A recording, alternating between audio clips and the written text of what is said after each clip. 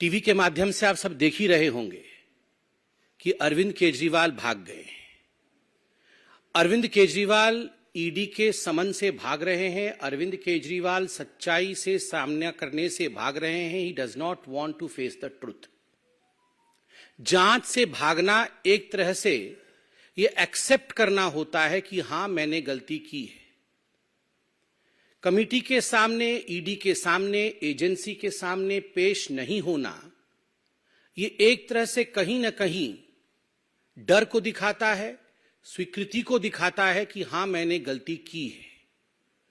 और एक तरह से आज ये कहना अतिशयोक्ति नहीं होगा कि दिल्ली के शराब घोटाले के किंगपिन अरविंद केजरीवाल ने यह स्वीकार किया है कि हां, शराब घोटाले में मेरा हाथ है और इसके पीछे जो बेतहाशा भ्रष्टाचार हुआ है उसमें मैं भी शामिल हूं। वरना डरने की क्या आवश्यकता थी? सीना ठोक के जाते, ईडी के सामने बैठते, प्रश्नों का उत्तर देते और मुस्कुराते हुए, ड्रामा करते हुए बाहर चले आते, जैसा वो अक्सर करते हैं। मगर आज वो कर नहीं पाए क्योंकि उनको हकीकत पता है। कट्टर ईमानदार अपने आप को कहते थे, बाद में सिद्ध हुआ कि ये कट्टर बेईमान है। और आज तो ये सिद्ध हुआ है कि जो कट्टर बेईमान है वो कट्टर बेशरम भी है।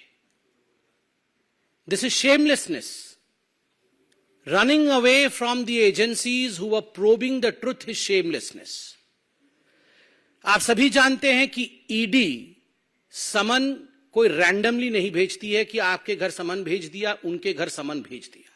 किसी भी संबंध में ईडी अगर समन भेजती है तो वो तथ्यों के आधार पर, एविडेंस के आधार पर, उसके आधार पर ईडी समन भेजती है। और हमें पक्का विश्वास है कि ईडी ने या कोई भी जांच एजेंसी जिसने अरविंद केजरीवाल को समन भेजा है, आधारों के बलबूते पर ही समन भेजा गया होगा। बहरहाल हम ये विश्वास रखते हैं, मीडिया में भी हमने देखा है कि ईडी भी शायद जवाब देगी। मगर यह विषय गंभीर है, जनता के प्रांगण में है। This is a public issue and that's the reason as to why Bharatiya Janata Party, the world's largest political party, should also reply to this. Arvind Kejriwal और आम आदमी पार्टी को किसी पर भरोसा नहीं है, किसी पर विश्वास नहीं है। सीबीआई पर नहीं है, ईडी पर नहीं है, अपने लोगों पर नहीं है, पॉलिटिकल सिस्टम पर नहीं है, इलेक्शन कमीशन पर नहीं है। चलो किसी पर विश्वास नहीं है, कोर्ट पर तो है। चलो लोअर कोर्ट पर नहीं है, सुप्रीम कोर्ट पर तो विश्वास है। अभी 3 दिन पहले मनीष सिसोदिया के बेल पिटीशन को रिजेक्ट करते हुए सुप्रीम कोर्ट ने जिस प्रकार की टिप्पणी का प्रयोग अरविंद केजरीवाल के मंत्री के खिलाफ, पूर्व मंत्री के खिलाफ किया है, एक तरह से सुप्रीम कोर्ट ने सिद्ध किया है कि लगभग 338 करोड़ रुपया का मनी ट्रेल तो स्थापित होता है। ये जो लिकर स्कैम है, जो शराब घोटाला है, ये शराब घोटाला कोई 400-500 करोड़ का नहीं है, ये कई हजार करोड़ों का घोटाला है। परत दर परत खुलासा हो रहा है।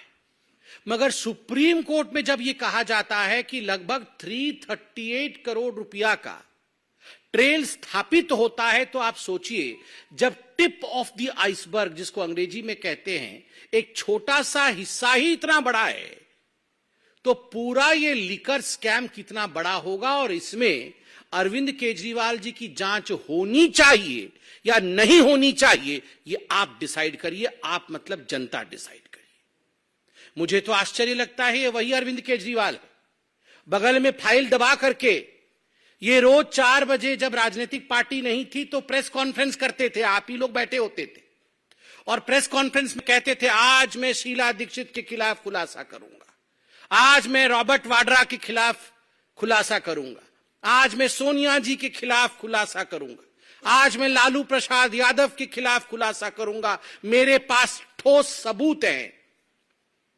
और जब 5 बजे इनकी प्रेस कॉन्फ्रेंस खत्म होती थी तो अरविंद केजरीवाल कहते थे, खुला दरवाजा है मेरा, खुला दरबार है मेरा, मैं चैलेंज करता हूं लालू प्रसाद यादव से, मैं चैलेंज करता हूं रॉबर्ट वाड्रा से कि वो आए, मेरे प्रश्नों का उत्तर दे, तभी मैं इन्हें क्लीन चिट दूंगा।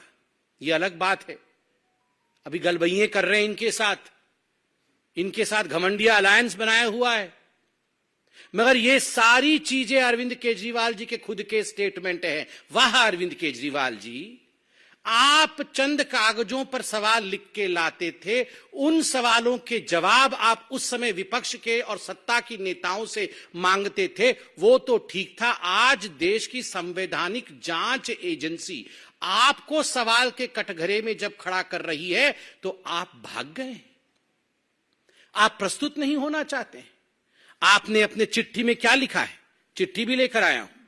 आपने अपने चिट्ठी में लिखा है, मुझे किस हैसियत से बुलाया गया है, एक इंडिविजुअल के हैसियत से, या official capacity as chief minister of Delhi, या नेशनल कन्वीनर ऑफ आम आदमी पार्टी, मुझे किस हैसियत से बुलाया गया है। अरे अरविंद केजरीवाल जी, ये जितने गागर बंद है ना अभी जेल के अंदर, चाहे वो मनीष सिसोदिया जी हो, चाहे वो संजय सिंह जी हो, चाहे वो सत्येंद्र जैन जी हो, ये सारे गागरों के सागर आप हैं। तो करप्शन के सागर के हैसियत से बुलाया गया है। आप जो जानना चाहते हैं कि किस हैसियत से आपको बुलाया गया है, as the ocean of corruption, as the source of corruption, from where corruption emerges in Delhi, जहां से करप्शन जन्म लेती है उसके बाद मनीष सिसोदिया जी तक पहुंचती है, जहां से उद्भव होता है करप्शन का और उसके बाद वो पहुंचती है सत्येंद्र जैन के पास, जहां से करप्शन आरंभ होता है और उसके बाद वो पहुंचती है संजय सिंह के द्वारे, उस सोर्स के रूप में आपको बुलाया गया है। एज दैट सागर, गागरों के सागर के रूप में आपको बुलाया गया है। और ये क्या वीआईपी सिंड्रोम है, मुझे क्यों बुलाया गया है, क्यों? आप क्या कानून से बड़े हैं? आप दिल्ली के सीएम हैं, क्या आप भगवान हैं? वैसे तो आपने कोई कोर कसर नहीं छोड़ी थी अपने आप को श्री कृष्ण इत्यादि बताने में, मगर क्या आप भगवान हैं जो आपको कोई एजेंसी नहीं बुला सकती है?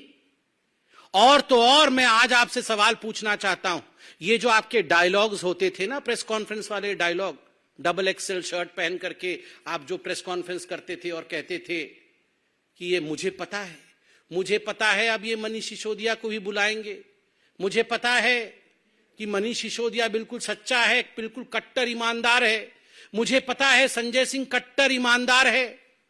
अरे आपको तो पता था कि ये सारे कट्टर ईमानदार थे, मगर इनमें से किसी को अभी तक बेल क्यों नहीं मिल रही है? 10 महीने हो गए अरविंद जी, 10 महीने हो गए मनीष सिसोदिया जेल की सलाखों के पीछे बंद है। लगभग 6 बार सर्वोच्च न्यायालय तक जा चुके हैं बेल एप्लीकेशन लेकर। और क्या कहा न्यायालय ने बड़े स्पष्ट रूप से कहा, one aspect regard to the transfer of money ₹338 crore is tentatively established. We have therefore dismissed the applications for bail. ये कहा है सुप्रीम कोर्ट ने मनीष सिसोदिया जी को लेकर। क्यों? इतने कट्टर ईमानदार थे अरविंद केजरीवाल जी आपके अनुसार, तो बेल रिजेक्ट क्यों हुआ? आप संजय सिंह जी के लिए कह रहे थे ये बड़े क्रांतिकारी नेता हैं, इनको फंसाया जा रहा है बीजेपी की ओर से। कोर्ट ने क्या कहा? राउज एवेन्यू कोर्ट ने जो कहा है, मैं कहता हूं, in prima facie view of this court, the fact stated and material placed before the court nowhere show or suggest that his arrest in the present case is unwarranted or unreasonable, as allegations have been made against him or his being directly associated with activities related to the proceeds of crime of the present case. ये बहुत स्पष्ट रूप से कहा गया है कि कोई जो एलिगेशन लगाते थे आप कि ये पॉलिटिकली मोटिवेटेड है, ऐसा नहीं है। मटेरियल जो रखा गया है कोर्ट के सामने वो दिखाती है कि ये अनरीजनेबल नहीं है ये अरेस्ट, बड़े स्पष्ट रूप से। फिर आप कहते हैं कि हमें अब सुप्रीम कोर्ट पे भी भरोसा नहीं। इतना नहीं अरविंद केजरीवाल जी, आपने अपने चिट्ठी में लिखा है कि ये मनोज तिवारी जी, इनको कैसे मालूम पड़ गया कि मुझे समन होगा और मुझे अरेस्ट किया जाएगा।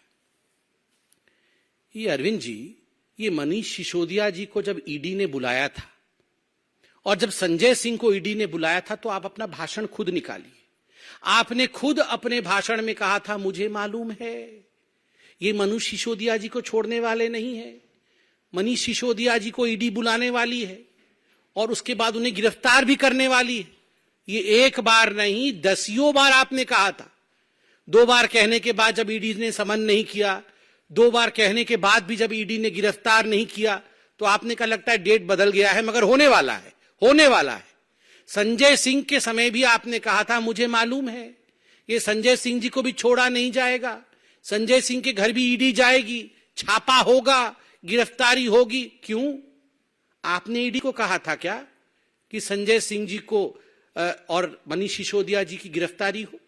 आपने जो लॉजिक दिया है कि मनोज तिवारी जी के कहने पर ईडी ने ऐसा काम किया है, ठीक उसी लॉजिक से अगर हम सवाल पूछ दें कि जब आप कह रहे थे कि मनीष सिसोदिया की गिरफ्तारी होगी, तो क्या आपने ईडी को कहा था जाओ जरा मनीष सिसोदिया को गिरफ्तार करो? वैसे हो भी सकता है। मैं कोर्ट का कुछ स्टेटमेंट लेके आया हूं, सुप्रीम कोर्ट का। परसों जब रिजेक्ट हुआ मनीष सिसोदिया जी का बेल, तो सुप्रीम कोर्ट ने एक बहुत महत्वपूर्ण बात कही। सुप्रीम कोर्ट ने कहा we are dismissing the application for bail of Manish Sisodiya. But we have made one pointed observation, which is that they have assured, they matlab ED, that they have assured that the trial will be concluded within 6 to 8 months. So within 3 months, if the trial proceeds sloppily or slowly, he will be entitled to file an application for bail. Supreme court ने कहा कि हमें ED ने कहा है कि 6 से 8 महीने के अंदर त्वरित गतिविधि करते हुए ये जो शराब घोटाले की जांच चल रही है उसे पूरा कर दिया जाएगा, और हमें भी विश्वास है पूरा कर दिया जाएगा। अगर धीरे धीरे इन्वेस्टिगेशन चले, ईडी अपनी पूछताछ में लचर रवैया अपना ले, ईडी अपने काम को धीरे धीरे या स्लोपीली करे, तो फिर आप कोर्ट में आकर एक केस करना। ईडी ने तो जल्दी जल्दी आपको जांच के लिए बुलाया। ईडी चाहती थी कि अरविंद केजरीवाल बतौर इस पूरे केस से जुड़े होने के नाते यथाशीघ्र पूछताछ में आए, तथ्यों को सामने रखे, ताकि 6 से 8 महीने के अंदर यह इन्वेस्टिगेशन कंप्लीट हो। मगर क्या कारण है कि अरविंद केजरीवाल कोऑपरेट नहीं कर रहे हैं, और क्या कारण है अरविंद केजरीवाल जी सुप्रीम कोर्ट के कहने के बावजूद यह केस जल्दी समाप्त हो उस पर ध्यान नहीं दे रहे? क्या मनीष सिसोदिया जी बेल में बाहर आए? क्या मनीष सिसोदिया जी अंदर ही रहें? क्या चाहते क्या हैं आखिर ये आम आदमी पार्टी के सुप्रीमो अरविंद केजरीवाल जी? मुझे तो आश्चर्य होता है, उन्होंने अपने पैराग्राफ में यह भी लिखा है चिट्ठी में कि दिवाली आ रही है इसलिए मुझे छूट दे दी जाए, क्योंकि मैं गवर्नेंस में भी हूं, मैं चीफ मिनिस्टर भी हूं, 2 हफ्ते के अंदर दिवाली आ रही है। वाह, आज दिवाली आ रही है तो ईडी आपसे पूछताछ ना करे, उसके बाद क्रिसमस होगी 25 तारीख को तो ईडी आपसे पूछताछ ना करे, फिर 31 तारीख को तो आपको न्यू ईयर मनाना ही होगा तो ईडी आपसे पूछताछ ना करे, फिर संक्रांति भी आ रही है 14 जनवरी को तो फिर ईडी आपसे पूछताछ ना करे। केवल इतना ही नहीं, आपने कहा मिजोरम में, मध्य प्रदेश में, तेलंगाना में, इन 5 राज्यों में चुनाव है इसलिए ईडी हमसे पूछताछ ना करे क्योंकि मैं रोड शो करूंगा। मतलब ये सारे त्योहार जब खत्म हो जाएंगे उसके बाद 24 का चुनाव भी आ जाएगा। मतलब ईडी अरविंद केजरीवाल से पूछताछ ही ना करे, क्योंकि कभी होली है कभी दिवाली है, और इसके प्रिटेक्स्ट में अरविंद केजरीवाल जी ईडी से भाग रहे हैं। ये केवल एक्सेप्टेबिलिटी है कि हमने चोरी की है। भारतीय जनता पार्टी ने डे 1 से 7 सवाल पूछे थे अरविंद केजरीवाल जी से, मनीष सिसोदिया जी से, संजय सिंह से। आज भी मैं जनता की ओर से ये 7 सवाल, ये दिल्ली की जनता नहीं, पूरे हिंदुस्तान की जनता की ओर से, भारत की जनता की ओर से ये 7 सवाल दोहरा रहा हूं। अरविंद केजरीवाल जी, आप जहां भी आज रोड शो कर रहे हैं वहां से प्रेस कॉन्फ्रेंस करके जवाब दे दीजिए ना। आप इस दूध का दूध और पानी का पानी कर दीजिए। इन 7 प्रश्नों का जवाब देके, प्रश्न नंबर 1, क्या अरविंद केजरीवाल जी ये हकीकत नहीं है कि दिल्ली के एक्साइज पॉलिसी का इतिहास में पहली बार इस प्रकार का रवैया रहा कि जो शराब के ठेकेदार थे उनका कमीशन 5% से बढ़ा करके 12% किया गया? मतलब डबल से भी ज्यादा मुनाफा शराब के मित्रों को, शराब के ठेकेदारों को दिया गया, और अपने राजस्व, दिल्ली के राजस्व पर कुल्हाड़ी मार करके यह किया गया। और यह भी बात सामने आई है कि इसमें से एक बहुत बड़ा हिस्सा पीछे घूम करके मनी ट्रेल के माध्यम से, मनी लॉन्ड्रिंग के माध्यम से आम आदमी पार्टी के अकाउंट में ही जा रही थी। दूसरा सवाल, जब आपने नई शराब नीति लागू की उससे पहले एक कमेटी बनाई गई थी एक्साइज डिपार्टमेंट के एक ऑफिसर राजीव धवन जी की अध्यक्षता में। उस कमेटी ने जो रिकमेंडेशन दिए थे कि होलसेल का काम सरकार को अपने पास रखना चाहिए, दूसरों को नहीं देना चाहिए, आपने एक्साइज डिपार्टमेंट के ऑफिसर के उस कमेटी के प्रावधानों को और उनके सजेशंस को दरकिनार करके न्यू एक्साइज पॉलिसी क्यों लागू किया, किसके फायदे के लिए किया? तीसरा सवाल, क्या यह हकीकत नहीं है अरविंद केजरीवाल जी कि आपने ब्लैक लिस्टेड कंपनी जिनको कभी ठेका नहीं देना था उनको भी आपने ठेका दिया? चौथा प्रश्न है, कैबिनेट के नोट के बिना, कैबिनेट के मंजूरी के बिना इन शराब के ठेकेदारों का जिन्होंने आपको मोटा माल दिया था उनका 144 करोड़ रुपया आपने लाइसेंस फी का माफ किया। आखिर क्यों माफ किया बिना कैबिनेट के रिकमेंडेशन के? पांचवा सवाल, ये न्यू एक्साइज पॉलिसी, नई शराब नीति आने से पहले अरविंद केजरीवाल जी किस प्रकार प्रेस कॉन्फ्रेंस करते थे? इतिहास हो जाएगा जी, पूरा विश्व देखता रह जाएगा, आपकी आंखें फटी रह जाएंगी, इतनी पैसे आ जाएंगे, इतने पैसे आ जाएंगे, इतना प्रॉफिट होने वाला है। फिर क्या कारण था कि 10 महीने के अंदर जैसे ही सीबीआई को नोटिफाई किया एलजी ने, आपने आनन फानन में बिना कैबिनेट की बैठक किए जिसको लागू किया था उसी एक्साइज पॉलिसी को आपने वापस ले लिया? क्या कारण था और किस हैसियत में किया? इंडिविजुअल के हैसियत से, सीएम के हैसियत से, या फिर आम आदमी पार्टी के चीफ के हैसियत से? इसका भी जवाब दीजिए। छठा सवाल, ये सारा कुछ मैन्युफैक्चरर्स रिटेल में नहीं जाए, ये तो कानून है, आपने कानून को ताक में रखा, मैन्युफैक्चरर्स को रिटेल में भेजा, जिसके कारण कार्टेलाइजेशन हुआ या नहीं हुआ? इसका जवाब आप दीजिए। और सातवां और अंतिम सवाल, जो एयरपोर्ट अथॉरिटी ऑफ इंडिया थी उसने एयरपोर्ट के पास जो शराब के ठेके खुलने वाले थे उन ठेकों को एनओसी नहीं दिया। जो 30 करोड़ रुपए दिल्ली सरकार ने लाइसेंस के एवज उनसे लिया था उसको आपने वापस क्यों कर दिया, जबकि वो पैसा जब्त होना था? ये 30 करोड़ रुपए आपने अपने मित्रों का वापस क्यों किया? इन सातों प्रश्न का जवाब अरविंद केजरीवाल जी, यहां पर करप्शन का कैंपेन करने के बाद आज आप रोड शो करने गए हैं, करप्शन शो करने के बाद रोड शो करने गए हैं। आप रोड शो के बाद प्रेस कॉन्फ्रेंस करके अगर इन सातों प्रश्नों का सटीक उत्तर दे देंगे तो हमें लगता है शराब का शराब और पानी का पानी हो जाएगा। हम सब इंतजार करेंगे इन प्रश्नों के उत्तर का। अरविंद केजरीवाल जी, भागिए मत, छुपिए मत, डरिए मत। अगर आपने गलती नहीं की है तो आपका बाल भी बांका नहीं हो सकता है, और अगर हां आप किंगपिंग हैं तो कितना भी भागने की कोशिश करिए, कहीं भी आप रोड शो करिए, एक ना एक दिन करप्शन शो होके ही रहेगा। बहुत बहुत धन्यवाद मित्रों।